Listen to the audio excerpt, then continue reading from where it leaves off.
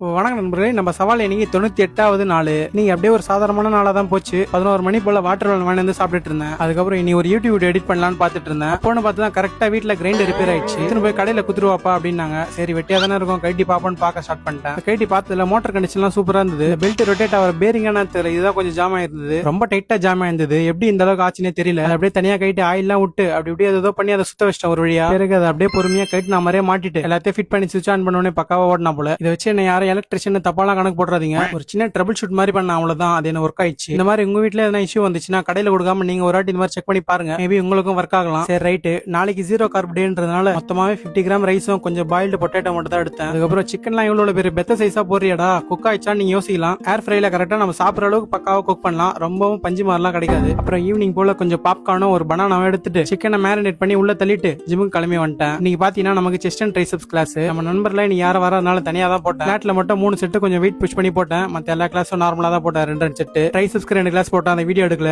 கடைசியா 20 minutes walking போட்டு வீட்டுக்கு வந்த உடனே ப்ரீ ஒர்க் அவுட்டுக்கு 4 எக் ஒயிட், அப்புறம் டின்னருக்கு சிக்கன் வெஜ்ஜஸ் எடுத்துட்டேன். அதுக்கப்புறம் இன்னைக்கு பாத்தீங்கன்னா 10 லிட்டர் வாட்டர் எப்படியாச்சும் குடிக்கணும்னு பிளான் பண்ணிருந்தேன். ஆனா ஃபைனலா என்னால 8 லிட்டர் மட்டும் தான் குடிக்க முடிஞ்சு. அவ்வளவுதான் நண்பர்களே, இதோட நீ டே முடிஞ்சு. நாளைக்கு ஜீரோ கார்ப் டே. நாளைக்கு சந்திப்போம். வீடியோ பிடிச்சிருந்தா லைக் அண்ட் ஃபாலோ மறக்காம பண்ணிக்கோங்க. பிறகு வழக்கமா சொல்றதுதான், ஆரோக்கியமா இருங்க.